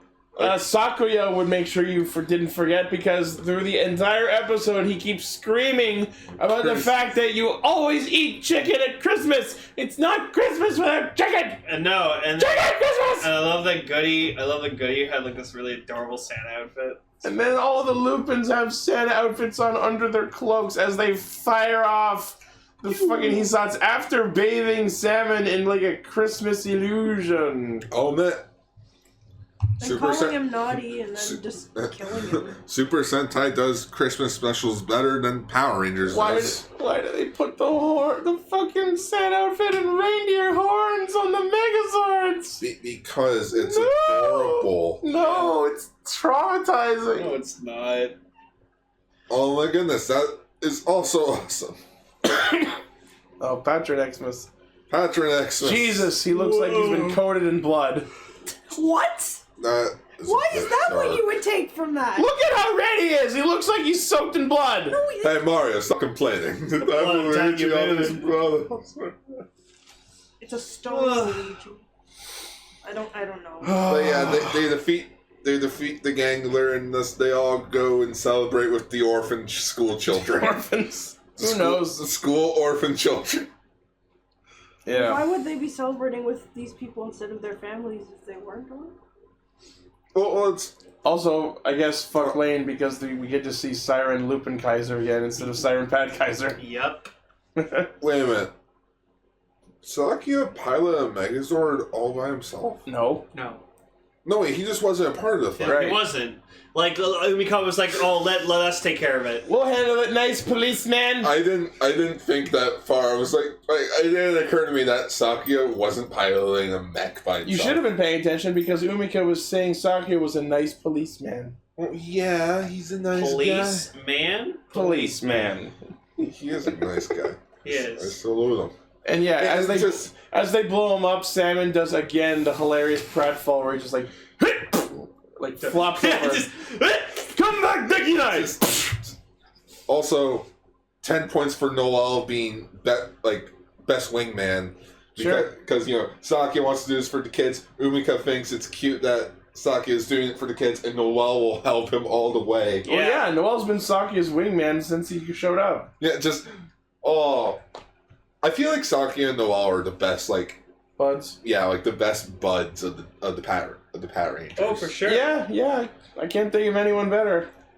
Because, if you put Sakia with, anybody else, There's tension. yeah, it's like Toma, we know that he has tension. Toma hates his fucking Yeah, guts. Toma hates him. He thinks he's annoying. Toma hates everything.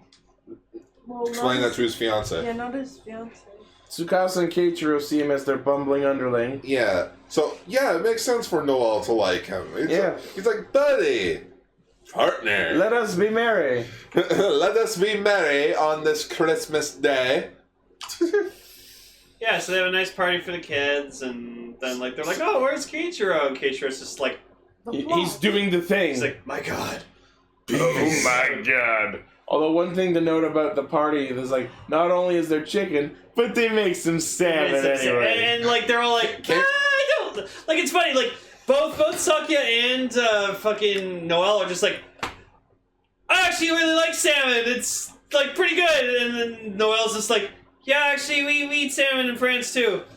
You gotta wonder if there actually was some like behind-the-scenes sponsorship of some sort. Yeah, but like that's so weird because it's like this guy who had the same opinion as us, we murdered him. Also, we're gonna murder you. You're right, though.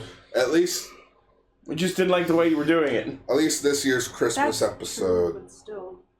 of Sentai was better than last year's with Keiichiro, because Keiichiro was just the entire storyline, like the storyline was going on, and then right at the very end, oh yeah, Christmas, happened, yeah. I mean, that's not much different than what happened here. Well, no, But at least at the same time, actual relevant things were happening. That's more like what happened in Kamen Rider. yeah, but this one felt more like they were doing this because it was for a Christmas dinner, though. Yeah. Like the focus was still on the event. Sure. Anyways, that was a good episode. Mm-hmm. Then we have episode 46. Ichi screamed for like 40 minutes, questioning everything. It's a motherfucking clip show! Really a really But it was a really justified one. fun one. Yeah. I will admit, the way they applied it... Because it was about, for the most part, finding clues to the identities of... Like they were putting everything together. That was half of it. The other half was the quiz dimension! And that was pretty awesome. At least I thought it was. So yeah, it starts with them at a shrine about to go pray for good luck in the new year, as Japanese people are known to do. Can I just say the fucking highlight of the entire episode for me was just like when they got to like the impersonation thing, and Kai's just like, all right, I'm gonna do Toma. And he just starts doing the exercise thing, and Toma just like covered in blue just goes to him. He's like, Rage, the yeah. fuck do you think you're impersonating, huh? And Kairi That was the just scariest Thomas in the whole show! Kairi's just immediately like, Lupin Blue! I just love that the fucking backdrop just like plops in behind him. Yeah, so like, Toma's scary. Nothing phases this man. Where has this been the whole Wait a show? minute. Which episode was it with The workout? no, Dongari, or not Dongari, Dongranio? yeah, DeGranio and Frieza Amigo. That was this one. Yeah. There was, yeah, we'll get to that. But yeah, it's just like, and then Toma gets like the bedpan like thrown onto him, and he's just not, Washpan. yeah, and he's just not, Bedpan? he's just whatever, he's just not phased No, by it. that's a pretty big difference. But there is a big The difference. washpan I know. dropping on your head is another cultural thing. It symbolizes like Yeah, death yeah, or loss. Yeah, that's why like they did Death they or did loss? injure. Yeah, because the way I discovered this is in RPG Maker, there's a skill that like attempts to cause instant death, and the animation for it is dropping the pan on the head. I remember in the Kiva Hyper Battle video, they used the same joke. Like, it was Wataru and like some other character doing stand-up routines. Yeah. Wataru sucks at stand-up, so like he says a joke. It's so quiet. Somebody in the crowd, like one of the cast members, gets hit with the pan, and they look up. It's like, what the hell was that? Oh yeah. What was that? The Kiva Net movies are some of my most dear Yeah, it was the episodes. net movies, not the hyper battle. But it even happened in this episode. Kairi gets hit with the washpan. Yeah, the wash pan, and they just look up at the ceiling, being like, What the fuck? "Where did this come from?" The quiz dimension sucks. Oh yeah, and there was. So yeah, so like both these episodes had a Lupinranger story and Patranger story, in which I really liked how Noelle was more with the Lupinrangers with these two episodes. Although in the last episode, you could argue he was more with Sakuya. Well, yeah, but he was helping. Like in a way, he was still around the Lupinrangers more. Yeah, sure. Kind of, I feel like that it helped. It evens it out since we just had a two-parter with him questioning his Yeah, like his loyalty to the Patrangers. sure. So it evens it out. So yeah, they start out at the shrine, and then we get to see a nice shot of Umika in her kimono. Yeah, she was really And Noelle gets all gaga-eyed at her about it, which is Because a little Do weird. is best girl. Yeah, sure. And then we get this fucking, like, our monster of the week, which it was just like a red porterman. A red He modified. reminded me a lot of the No More guy. with a safe on his head, as his head. Which was... I fucking loved him. Didn't we have a Portman with We did, but I really liked. This one's all red. Yeah, but I like this guy. I don't know why, but just like he was really fucking cool. He was funny. Also, he was Patron Ichigo's Sudacta. Oh, cool.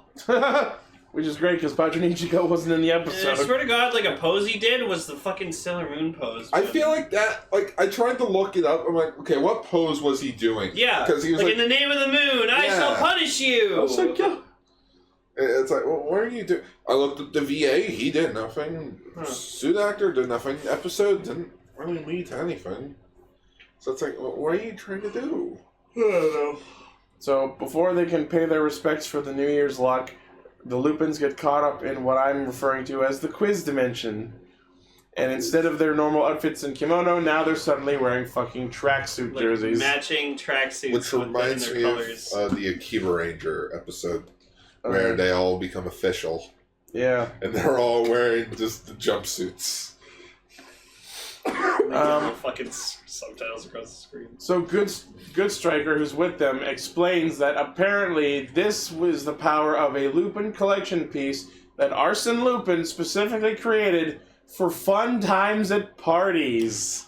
He used it a lot as a child as well. Yes, let's make a Lupin collection piece for fun with friends where if you lose the game, you get trapped in the quiz dimension forever! Well, it's not that you get stuck there forever. It's just they have to grab the piece from the modified Podeman to get out. Except he has the ability of not being in there. It was a hologram. That was the trick. Yeah. He wasn't there. So I love that, like, he Kairi tries to yoink the fucking collection piece and fails, and after he, like, dives to the floor right off stage, which looked painful, by the way. I'm okay. The safe Podeman literally sticks his ass in his face. Yeah, and I just got, like, nothing at all. Nothing at all. And again, Patron Ichigo's suit actor. Now that scene What a fucking treasure. Yeah, now that scene just, I'm the better red. I'm the better red. I'm the better red. Stupid sexy Flanders. So, right before the opening starts, we get, like, a split screenshot of all of their faces, and then there's this, like, smudged screen effect right before the opening starts, and for some reason that killed me, because looking at their smudged up faces was so fucking funny. Oh no, what are we gonna do? What are we gonna do? We need our powers! I forgot about that. There it is. Yeah, stupid sexy Flanders. But yeah, the minute they said that they were doing a quiz show, it became very apparent that this was going to be a clip show episode. Well, but they pulled it off in a very interesting way, I will admit. Hey, nothing will be more interesting than what Ultraman is doing right now for a clip show, but I'll get into that in Ultra Ranger. I just don't like that we're doing a goddamn clip show this close to the ending. They always do one at the before the ending. Sense, that doesn't mean I have to like it. Of the revealing the identities thing. Like, yeah, you know what? Despite the fact that I don't like that a clip show is happening, they probably did it the best way they possibly can, because but it works. Half of it was the Pat Rangers piecing together all of the very obvious clues throughout the rest of the show about the identities of the Lupins. Yeah, so this time for the clip episode, it helped for once. It actually helps to have two teams in one show. Yeah. What? Stupid sexy Flanders. I feel like that should actually be the thumbnail. Stupid sexy. We already have too much for the thumbnail. Whose head should be over? So my favorite part of the patrons piecing together all the evidence was when they realized that the kids from that one episode were actually the juror trio, because Tsukasa realizes that she was getting all snuggly with Kairi. And it cuts to like him, and then he just sticks his tongue out. Yeah, like that. I ship it. No. I don't think they would make a good couple. Absolutely not, but it would be hilarious to see them try. No, don't even try that, guys. go for the Lupin Ego combo. Green and yellow. Yeah, Lupin Ego. But yeah, like, she gets so embarrassed that, like, her face visibly swells up with embarrassment, and she apparently, like, falls, because in the next scene you see her with a bandage on her head. Whew. Oh my. Oh my. You also had, with the Pat Rangers, it's like Keiichiro, what's their boss's name again? Hilltop. Yeah, Hilltop and Tsukasa and Jim Carter. They're all like, no, it's like, yeah, now that we see all the pieces together, It seems really fucking obvious in hindsight. like it seems really obvious. Bow chicka bow wow. And they even bring up the trick that they did to throw them off in the early episodes of the show. Episode 9. And then they're like, but what if that was bullshit? Yeah. Yeah. I mean, it's just like, Sakia is in complete denial. yeah, I loved Do you Sakia about this. Sakia, did you bring a clip to the class? No! Like, just, no, what they did with Sakia, I feel like is the best thing for him. Like, yes, he isn't like all like he isn't like it's everyone good else. that at least one of them is in denial. He's in denial because just, he can't see it. Because he likes Umiko. Well, not even that. He just likes them all together. It's Sure. like they're all good people. He can't see them doing bad things, or better yet, if he does come to accept this, I feel like the best reason for it should be because you guys are good people, and I don't want to see you guys get hurt. That's probably it. You know that when he has to confront it, he's gonna be fucking crushed. Like he's gonna go up to Umika and be like, Are you Lupin Yellow? or like when he does find out, it's like, are you crazy? He's like he's gonna confess to Umika like I love you, but I don't want you to get hurt. No! What am I fighting for? And the only thing Umika heard was, "You like me?" Shit. I mean, she knows he likes him. He's hit on her plenty. Yeah, but like she doesn't know that he likes her. I feel like that's arguable. I'm not sure. Oh, if he asked her out on a date. They went on a date. Yeah, she knows. She knows. Date. I'm surprised they didn't reference that episode.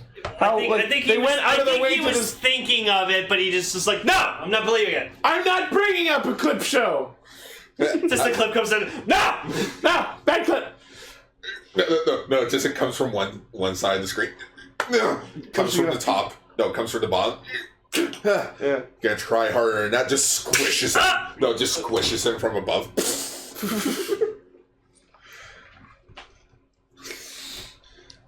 So as everything's happening, we get a brief scene of Dogranio talking to Frieza Amigo, and he talks to him about like, oh, it's been a year since I announced I was retiring. It's been a year. And I'm surprised that you, Zamigo, have not tried to take my chair. And I got better things than your damn chair, old friend. the way he walks, the way he like dismisses and walks out, it almost seems like Zamigo is like a son of a father who owns a business, and the father wants the son to inherit the business, but the son wants nothing to do with it. Oh my god, maybe he is his son. Because, That would be awesome! Because they both wear fucking hats. Wait, so where? That's a weird reason to think that they'd be related, Do you but think that he was okay. like born with a hat on? They were like, he's definitely his son. He's like the mouse from... Only the top gangler family wears hats. He's like in Maggie and the Ferocious Beast, the mouse that had the hat and the boots that never came off. I remember nothing about that show except Hey. the two main characters and some of the theme song. Oh, Hamilton. You don't remember Hamilton the Pig? Oh yeah. Who lived in a box? Thanks, that's in my brain now. And it's in all of yours now. Hey, I love Maggie and the Ferocious Beast, man. Gotta get Turkey Town, man. We're talking about chicken. Great googly moogly. Great googly. Anyway, sorry. But yeah, Zamigo, the random scene with Zamigo, I'll admit it was a bit like, okay, you're really hitting it on the nose that yes, the villains are up to no good this time. Well, they're villains. I fucking hope so. But I at least, like, this isn't the first time we saw Zamigo with Dogranio? with Dogranio, I don't think so. No, we've seen him before with him. We have, just the conversations never amounted to anything of interest. Just like, yeah, I'm here. Bye. Oh. Yeah, that's true. I'm Gene Shalit now. Could you? What if this was Don? I keep wanting to call him Don Quixote? Yeah, Don Quixote. I just call him Danya Boone. Or not Danya Boone. I just call him Don Bun. Danya Boone? Yeah. Yeah, that's what we've been calling him. Yeah. I call him Danya Boone. So yeah, just Danya Boone, I feel like, what if his bigger plan was like, you shall now run the Gangler world. And what shall you do now that you have retired? Oh, I'm taking over the real world. Oh, wow. Wait, what? Yeah. Let's go. Maybe, yeah. Oh, Pretty much. I'm gonna do what I've always dreamed of doing. Hang out and screw hot chicks. And sadly, I'm out of hot chicks. I just want so bad for Degranio to just have this realization, like, if he eventually decides to stay, or if he finds a successor, he just looks at his hall, his completely empty hall, and sees that his entire family of ganglers are now all fucking dead. Who said they were family? Well, like Well, mafia family. remember episode 1 From how me- there was just like a fucking room full of them? And Not- how yeah, most that. of them never showed up again? Not his family, but his familia, yeah. if you will. No, I need to go back to episode 1 and actually see if any of those monsters actually showed up. That in one's the dead, episode. and that one's dead. We haven't seen that one. Yeah, that one's yeah. dead. That one died twice. So I remember exactly. I remember seeing one of them just being a recolor of the villain from the Gavon Decker Ranger crossover, and he never showed up in an actual episode. Yeah, you know what? When we talk about the finale, you do that. Have that ready. Yeah, list all the ones that actually showed up and Yeah, all right, how many members of the family died? All right, we got Uncle this, we got Aunt this, we got Nephew and this. how many of them just never showed up again? 'Cause Uncle they Jim only Bimmy. They only show up for family gatherings and never show up when it really matters. Hey, you mean like real family? Like, I'm sure we can all relate to that. High five. I'm terrible at high fives. You know what really upset me, though, in this clip show? What? At one point, they flashed back to the previous fucking episode! Okay, I actually. Wait, they did? Yes! I'm just gonna put some Curl on your head because I might have accidentally high-fived you after blowing my nose before I washed my hands again. What do you mean you sneezed into my nose? Yeah, now there's Wait, you boogers. sneezed No, into my I'm nose? saying the hand You're out. sanitizer looks like snot. No, but you said into my nose. That's the opposite of how it's Wait. supposed to be. Jocko puts his boogers in the goddamn drink! Boogers in Yeah, the drink! I'm also Stirs them with the thing! That Son's a Butcher for all y'all. Son's a butcher. Yeah. I'm their number 2 Patreon. Who's their number one? I don't know. Them. I don't know. They sponsored themselves. Some asshole. I don't know. I don't know But- why that was my. Anyways, so yeah, they do end up getting out of the pocket The dimension. quiz dimension. Or dressing up in a room. Oh my god, that cross-dressing! Why? It's Shinkenja Returns all over again! Was that episode You mean Go On Your Returns? It's funny. Did they do- they're oh, yeah, showing also off, they're that? showing off like he asked them to like show off like a talent, so Noel just shows off his parkour. He's like, yeah, we fucking see that That's shit not before. hidden. We're You, tired of you it. flip every episode. That. Oh my goodness! If I ever do History of Super Sentai, I have to point out each time throughout the franchise they do cross dressing. It's Is it more a than it common should thing? be. Farthest back that I can think of right now is either Die Ranger or O Ranger. I know Shinkenja did it in Returns. Deca Ranger did it a lot. Oh god. Oh yeah, Tetsu did it! Yeah, Ah!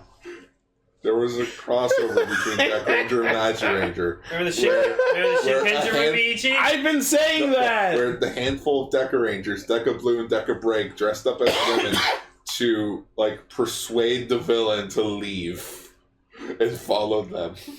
It's so That's like dumb. Bugs Bunny. Also in O Ranger, yeah. they made King Ranger dress up as a high school girl. Oh And when she's like, no! why are you guys making me do this? Because you need screen time, little boy. Oh, Now dress like a girl and walk.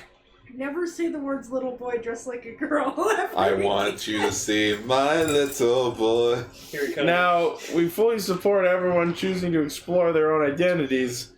That's not what's happening here. No, that was clearly not a consensual minute. act. Jeez. Was that the joke for in Akiba Ranger when Akiba Yellow loses her wig and she sounds like a boy? Is that supposed to be an inside joke? I think that was more a case of her real identity is more of a Fujoshi than she lets on, and when she's wearing a wig, she's in a cosplay persona of sorts. You know what I mean? Just like the real her is just like, oh. And she just denies who she is by putting on these wigs. That's so funny. I'm gonna share it in the chat. Oh, Okay. God. I gotta share this in the chat. But they cross dress, in which like Umika picks up. Toma is terrifying! I couldn't tell them apart. I'll be honest. I think You had to look real fucking close. I think Yeah. that Goody looked pretty attractive. Oh, no. It's It's Ashley! Yeah. Ashley! Yeah, she called herself Ash. I forgot! Oh yeah, that was a great episode. The only kind of fast food Wagamao eats is Burger King. He is not allowed to eat at any other fast food place, and frankly does not want to eat anywhere else because they don't have the paper crowns. That's good. That's amazing. I don't know why I read it out loud. That's awazing. Wagamo. I'm sorry for randomly.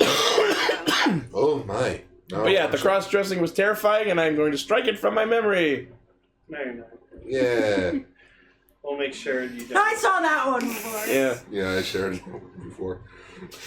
But that they did that just as an excuse to literally have a drive-by clip of when Keiichiro and Sakura did it in that one episode. Well, it's not that they. Pitchcock! No, it's not that they dressed up as women. They were women. You know what I'm saying, And though. Tsukasa was a man, which I'll admit she still looked cute. Well, we Hey, learned something about Gar today. Well, no, just her hairstyle when she was a boy. Sure. It's funny, I just love the fact that with Tsukasa, you don't even have to change your name when she's a boy. Wrong show. Yeah. The time has passed. Okay. Yeah. What time? It's morphin time. No, it's like, it's almost 15 minutes, 12. So yeah, we should start wrapping. So yes, the monster, the safe Podeman tricks them into taking their Lupin collection by having one of the questions be show off your prized possession. So Show off your treasures. we put all our fucking things on a table, and then he takes them. Which Goody was at least a part of it. And yeah, and then he- Goody saves them by like knocking the dude into the air and then stabbing him at precise pressure points so that he does the pose, Ramming him in his ass. which frees him from the quest dimension. Yeah, he knocked him into the air by stabbing him in the ass. Wow, 1,000 years of pain. I thought it was death. In the dub, it is. Oh. It's 1,000 years of pain. But yeah, points for Good Striker for a weird, if not esoteric, rescue. Yay, Yep. I helped. Good job, Goody. Oh yeah, there was also a quick scene with Goody as both like his patron form and Lupin form on screen. Yeah. Where it's the Muppets. Remember when we did this? Remember when we did that? Shoot him! Get him! We can also do this! Aren't I awesome? That's what that scene was. Yeah, pretty much. Just because they applied it in an interesting way to the plot doesn't mean the entire clip show was worthwhile. Christ. In which the Podeman didn't even grow giant size. He just got blown up by Lupin X. Yeah, and Ghost gives no Super fuck. Lupin X. Yeah, Ghost doesn't even give a fuck about that one. I feel like Ghost didn't even notice that he was there. Was this one of her experiments? Who the fuck knows? I don't know. No, we haven't seen the on film yet. No, we'll watch it soon. We'll watch it eventually. It just got subbed. But speaking of Ghosh, towards the end of this episode, we see Ghosh in her lab, and she pulls out fucking Saba and Shishio, Yep. What's Sishio? the Chozetsu ninja changer. As if we didn't have enough ninja references this week. She's got goddamn Saba and the Chozetsu changer. That saw was colored awful. I guess they didn't need it for Power Ranger Super Ninja Steel anymore. Yeah. So Zamigo steps in to make her an offer she can but won't refuse, even though we don't know what it is yet. And then he fucking circle games the audience when he tells her that he'll pay whatever price she wants. Yeah, because that symbol is sort of money related in Japan. Yeah. And then the It's episode, like, the episode ends with that, but the last thing that we see of the Pat Rangers is that they're gonna start scoping out, or they're gonna start watching the restaurant that the Lupin Rangers work at. Hilltop says that they're going to put them under surveillance, but Sakyo's like, no, let me do it. I'll do He it. wants to watch them Yeah. at all times. Yep. Giggity. Well, we'll see what he does. And then I'm guessing starting next week, since it's episode 40, 47, 48, 49, 50, 51. Jesus, we have 5 episodes Yeah, left. and thus chances are next week's episode will start the final storyline. Stuff will start happening now that we have done the thing. And by the thing, I mean the discovery of the identities. People will die. People will cry. And nothing will ever be the same. Is that a reference? It's a reference. It's a tagline to every fucking movie ever. No, it's the tag. The last part was the tagline for Crisis on Infinite Earths. Like, Okay. worlds lived, worlds died, and nothing was ever the same. And nothing of value was lost. And the next Sentai starts Right now. 9 weeks from now. Oh. I don't know, for some reason It's 5 weeks of episodes and then 4 weeks of the between specials. Which, I don't know why they're doing that, but alright. It's cool, they should do that for Precure. Didn't we say that it was because it lines up with Go Rangers anniversary? Well, no, that's just my, that's just me being like a theory? little nerd. But they're doing it because the main reason they're doing this is because it's something, but it's a celebration of the Heisei era. So they took the most recent, famous Rangers. Blaze is saying, Keiichiro discovers Kairi's brother is dead. That must mean he's Lupinranger. If you paid attention, you would have noticed that the reason he put 2 and 2 together is because in the episode where he dueled Lupin X says to them that the Lupinranger's objectives are to get back their loved ones. That's how he started putting it all together. You must have mentioned this on Last Castranger where I wasn't on. But you called the disguise thing 3 episodes in? I don't know exactly what episode it was, but it was definitely within the first 10, 20 episodes. It was at the point where I thought that it was too late for them to reveal that was true at this point. Oh no, I feel it's a Sentai show. If you mention it at the beginning, it'll be mentioned at the very end. No, she's talking about the fact that I, on Castranger, predicted straight up the exactly idea what was happening. that the human forms of the Gangers were all disguises created by Zamigo after kidnapping humans. Yeah, that is what if the whole disappearance thing was just for this? Maybe they want to invade the human world. Or what if Zamigo did this just for the sake of just, hey, let's go conquer the real world? Maybe. Hey guys, let's go do some fun. Maybe he'll pull a gremlin and suddenly come in with his master plan that he's been cooking the whole show. I wouldn't doubt Zamigo will be endgame. He's the I one. have a weird feeling he is going to be the final boss. Because even in this episode, sorry if we're going for a while. No, that's fine. That's fine. I'm just letting you guys talk because I talked a lot during Rider. Alright, that's... Sorry. Yeah. It's okay, don't worry. Just you look tired. Yeah, I am. I just want to show you guys one last Almost thing before I go. Don't let me talk to you. But yeah, they even mentioned in this episode when they're they reflect on fighting Destra. They even mention that they gave everything they had just to beat Destra. Yeah. So it's wait, so you guys were giving it your all when fighting just Destra. And Destra is just a general.